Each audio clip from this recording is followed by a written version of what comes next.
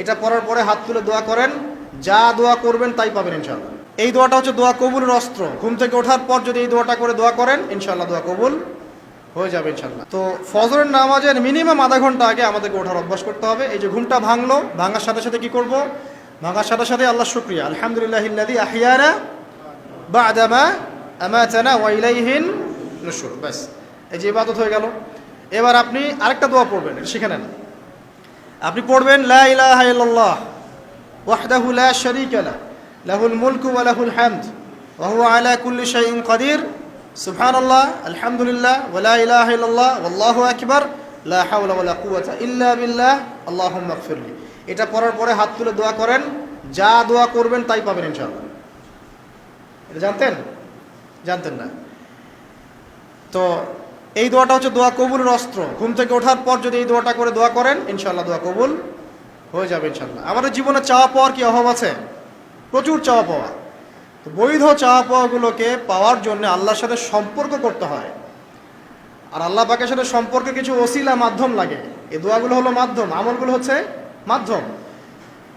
তো আল্লাহ পাক যেমনটা বলেছেন ফাযকুরুনি আযকুরকুম ওয়াশকুরুলি ওয়া লা তাকফুরুন, তোমরা আমাকে স্মরণ করো আমিও তোমাদেরকে স্মরণ করব।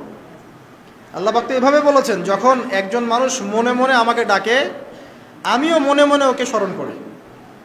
মনে করেন আপনি মনে মনে আল্লাহকে বলছেন, আল্লাহ আমি অসুস্থ, আমাকে শেফা দাও, বা আমার রিজিকের টেনশন আছে, আমার রিজিকের টেনশন দূর করে দাও, আল্লাহ আমাকে হেফাজত করো, আল্লাহ আমাকে দিনের জ্ঞান দাও, তোমার আনুগত্য করার তৌফিক দাও। এই যে মনে মনে আপনি আল্লাহকে ডাকছেন, নিঃসন্দেহে ওই মুহূর্তে আল্লাহ পাক আপনাকে স্মরণ করছে।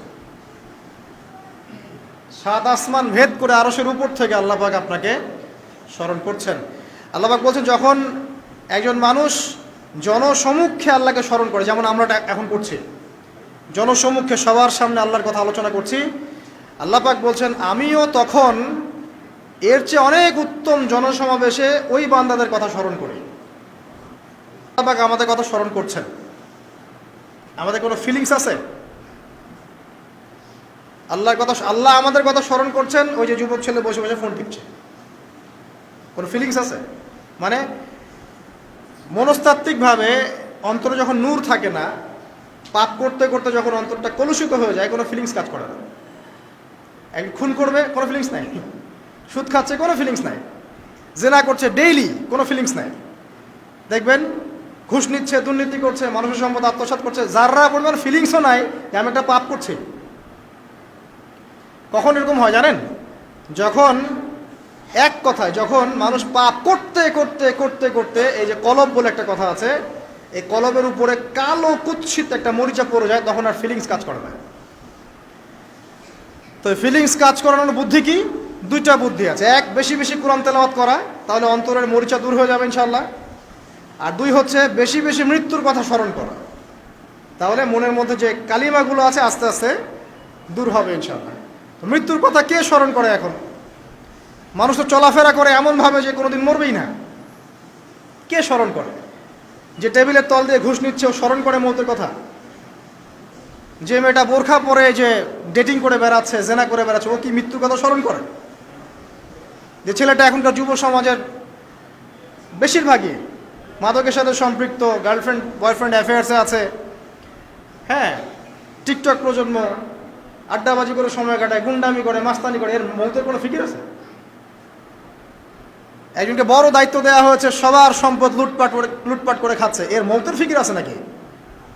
এর মধ্যে ফেরাউনি চেতনা এসেছে, আনা রব্বুকুমুল আলা, আমি মহান রব, আমি তোমাদের মহান রব। ওদের মধ্যে ওই চেতনা কাজ করছে যে সূরা মুমিনুনে যেটা বলা আছে যে আমরা এখানেই জন্ম নেই, এখানেই মারা যাই, আমরা পুনরুত্থিত হব না।